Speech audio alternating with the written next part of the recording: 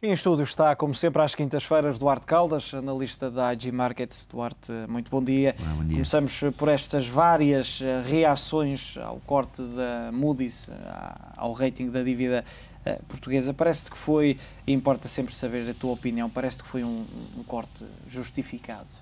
Ou bem justificado, que é a questão que se coloca mais agora, não é se foi justificado ou não, mas se foi bem justificado.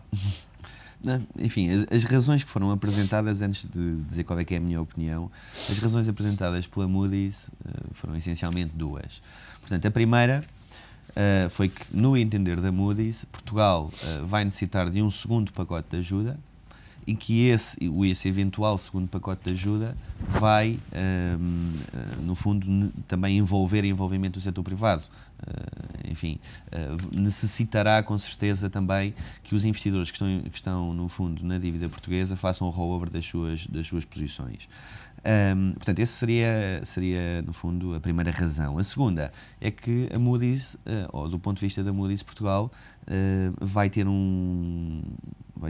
dificuldades ou vai ter alguns problemas em conseguir as receitas que estão previstas e, portanto, do ponto de vista de execução do plano de redução da despesa e também portanto, dos impostos, as receitas por parte dos impostos e os próprios dados do crescimento, os cenários de crescimento para a economia portuguesa, que também são um pouco ambiciosos. Sinceramente, a minha opinião é que não se justificava já. A Moody's deveria ter esperado que se fizesse. Portugal neste momento tem condições muito boas, tem uma maioria muito grande no Parlamento, o PS também está comprometido com este programa da Troika. Depois, ainda agora tivemos eleições, o Governo está a apresentar medidas, como o Sr. Altafaz disse, Portugal, ou este Governo, acabou por implementar medidas que vão além do programa da Troika também. Agora, com esta questão do subsídio de Natal, acabamos por assegurar mais 800 milhões para efetivamente termos a certeza que chegamos aos 5,9. E, portanto, parece-me a mim que a Moody's deveria, de alguma forma, ter esperado pela primeira avaliação, no fundo, do Comitê da Troika e depois, a partir daí, fazer, no fundo, também a sua avaliação. Do meu ponto de vista, parece-me que terá sido um bocadinho precipitado. Já vimos o corte da República, esta manhã foi o corte da dívida com garantia estatal da banca e será de esperar um corte idêntico para o próprio rating da banca. Sim, faz sentido. A banca está numa condição muito, muito complicada. Eu trouxe só aqui alguns dados relativamente à exposição da banca portuguesa relativamente à dívida pública. Isto são dados de 2010, portanto é possível que já tenha havido algumas alterações e por isso é que eu também tenho alguma curiosidade em saber como é que vão sair os dados agora dos stress tests em 2011. Dia 14 ou 15, a partir do dia 14, já vamos saber qual é que é a exposição mais certa. Mas os bancos portugueses, o BES tinha cerca de 5 mil milhões, o BPI 4,2 mil milhões, a Caixa 6,7 mil milhões e o BCP cerca de 1.000 milhões. E, portanto, os ratings, ou a redução de ratings à banca, tendo em conta esta exposição, vão-se seguir. O problema aqui prende-se também com, no fundo, as operações de colateralização junto do Banco Central Europeu, porque o Banco Central Europeu já disse, relativamente à Grécia, que aceitava dívida abaixo de junk bonds. Depois, a Irlanda também, portanto, são dois países para os quais já se abriu essa exceção, e para Portugal ainda não.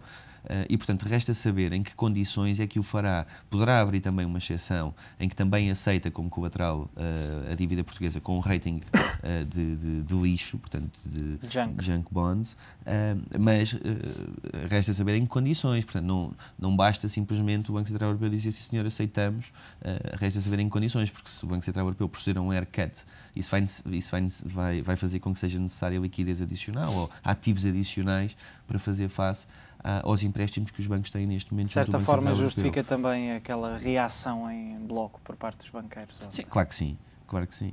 Vai dificultar mais a situação da banca, numa altura em que estão a ser analisados os testes de stress, numa altura em que há essa desalavancagem a que temos assistido, em que obriga também a mais esforços por parte das próprias instituições. Sem dúvida. Eu acho que pela primeira vez eu tenho visto muitas declarações e Portanto, mesmo ao nível da União Europeia e das várias instituições, Banco Central Europeu, União Europeia, próprio FMI, não é uma instituição europeia, mas também vimos declarações nesse sentido de outros países. Pela primeira vez, eu acho que o mercado, ou estes agentes, estes responsáveis, viram com maus olhos este downgrade a Portugal, porque de facto é injusto. E vem causar dificuldades adicionais, do meu ponto de vista, sem Era o que necessidade. dizia Durão Barroso, vem criar mais especulação do que propriamente... Vem criar mais especulação. Eu acho que isto é jogar pelo seguro. Portanto, é mais do que jogar pelo seguro, se é que isso existe, porque, tendo em conta a impressão com que os investidores ficaram e a opinião pública ficou das agências de rating no passado, tendo em conta o episódio da Lehman, por exemplo, e a crise do subprime, as agências de rating não querem voltar a passar pelo mesmo e, portanto, é quase uma postura de 8 ou 80 e, portanto, não querem arriscar minimamente. É verdade que Portugal poderá ter alguns problemas, poderá eventualmente necessitar de um segundo pacote de ajuda, pode acontecer, se a situação se mantiver enfim, a este nível de gravidade, especialmente no que diz respeito aos juros, etc. E se Portugal não conseguir em 2013 voltar ao mercado.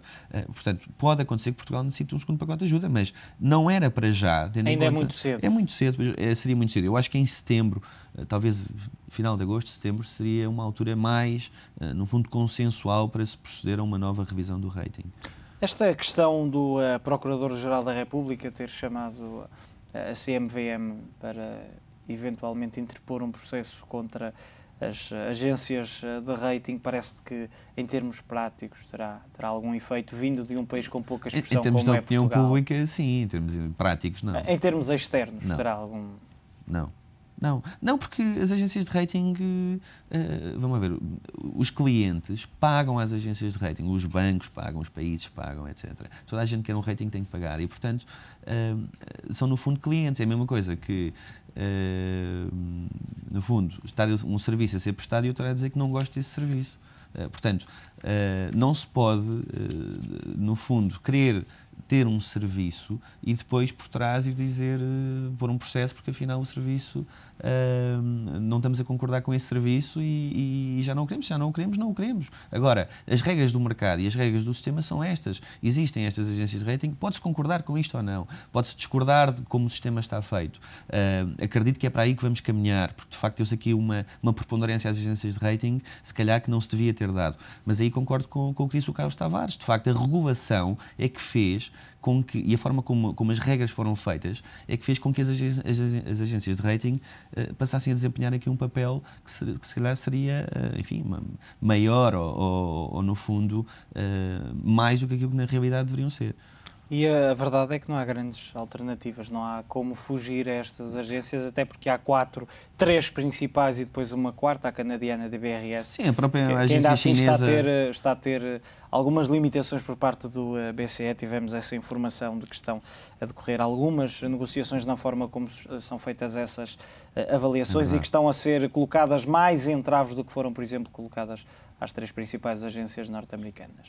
Sim, é verdade, mas mais uma vez, é como o sistema está, a própria regulação, isto envolve toda uma reestruturação do próprio sistema e da forma de avaliação de ativos, de instituições. É preciso um maior papel a nível europeu, das principais instituições? Eu acho que sim, mas eu acho que depois destes episódios é para aí que vamos caminhar. Eu acho que estas crises nos trazem sempre lições e se nós aprendemos no que diz respeito à crise do subprime, que é preciso um bocadinho mais de regulação e é preciso saber o que é que os bancos estão a fazer e adequar rácios de capital, etc, e é para aí que estamos a caminhar, por isso é que estamos a ter o Basileia, o Acordo de Basileia. Esta questão da crise de dívida da periferia europeia traz-nos novamente as agências de rating à baila enfim, e estamos a ver que há muita discordância no mercado relativamente à postura das agências de rating, que desta vez está a ser, do meu ponto de vista, exagerada. Duarte, já voltamos a analisar a reunião de hoje do Banco Central Europeu. Agora, altura para um curto intervalo. A análise, então, ao encontro de política monetária dentro de alguns momentos. Até já.